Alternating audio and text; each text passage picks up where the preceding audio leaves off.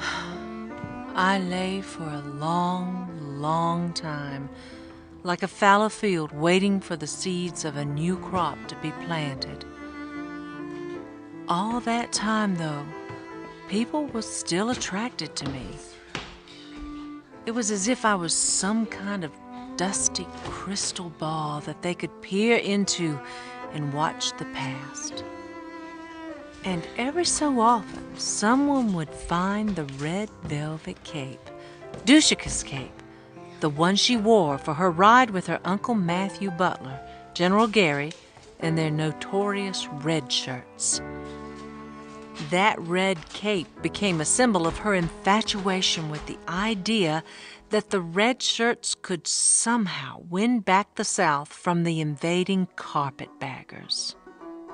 Cinda had been as much a mother to Dushika as had Lucy.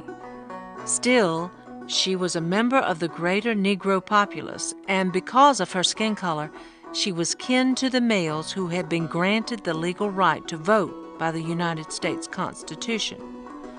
But not on that particular election day in 1876, if some of the gentle men of Edgewood could help it. And Dushika? Why, her father had perished in disgrace. Her mother was forever recounting romantic stories to her about how proper the South used to be before the Yankees ruined it all. She was simply a teenaged girl who thought she could resurrect the blissful halcyon days of her family. That fabled time when King Francis and Queen Lucy reigned over the royal court of Edgewood, a ransacked kingdom to which she had been the next heir.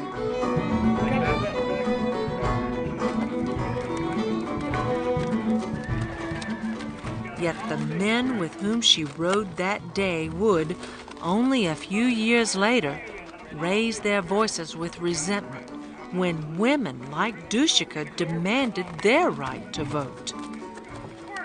They would make it as difficult for women as they were making it for the new voters who were waiting at the Edgefield courthouse.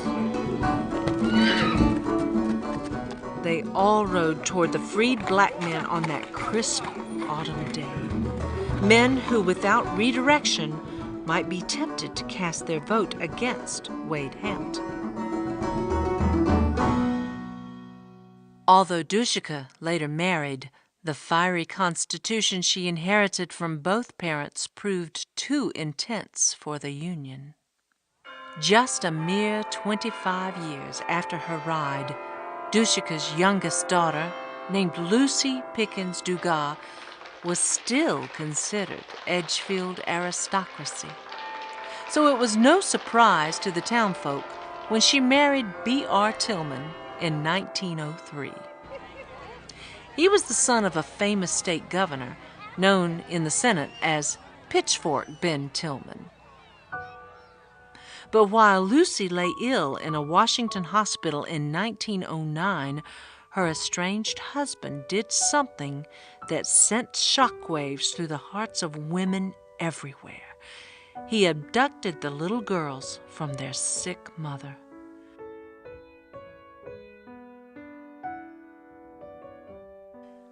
With the help of his father, who was now a senator, and the advice of an Edgefield judge, B.R. was able to unearth a little-known loophole in the law.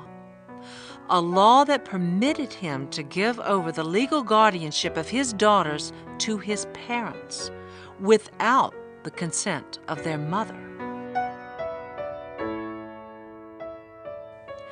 So she sold the last of the Russian jewelry bestowed on Miss Lucy by the Tsar and pawned the pearls from Francis.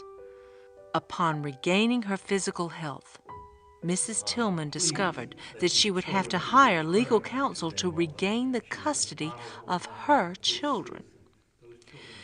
Nationwide, women were incensed. The Tillman case proved that a husband actually could deed away children from their mothers like property. Not so different from the system of slavery that had just been defeated. Unthinkable. Lucy Dugas Tillman, the granddaughter of Francis and Lucy Pickens, did prevail at last.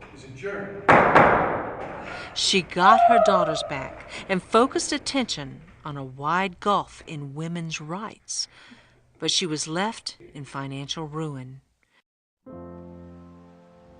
She could no longer afford my upkeep, and I was left to wait out here, prey to the elements, to the trespassers, and to time itself.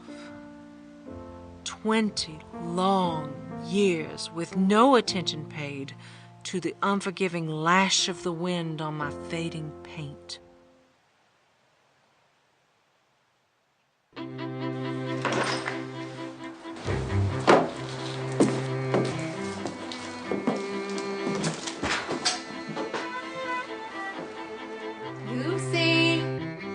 Lucy Pickens, are you here? Upon seeing her, I exhaled for the first time in so many years. Who was this bold new woman breathing life into my dusty rooms? I heard the other people who followed her into my entry hall call after her, "Eulalie." She bought me from those who held the Tillman estate. She was angry that with my pedigree I should be so neglected. It was going to be a challenge for her to find the money to revitalize me, but a challenge she welcomed. We belonged to each other. She knew it, and I knew it from almost the very moment we met.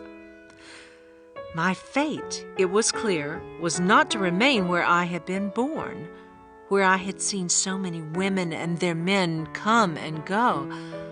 I wasn't meant to spend one more minute reminiscing about what had once been, or the people who were never coming back to me. It was a new century, and I was being moved piece by piece to a town just 15 miles south of Edgewood called Aiken, the place Eulalie called home. Around me were acres of rolling hills and woodlands in a place called Calmia Hill that had once belonged to William Gregg. Just down in the valley was Graniteville, Gregg's giant cotton mill and planned village, and the foundation on which I was being set had once held supplies and munitions to support the cause of the Confederacy. The Great Depression of 1929 slowed my rehabilitation just a bit. Eulalie's husband, Julian, insisted that she must stop the work, that she must be sensible, that they had lost everything. But Eulalie, we're broke. Everything we've got, we made. And now we have experience. We'll start over. Eulalie Chafee Sally had never been one to let a little thing like reality stand in her way.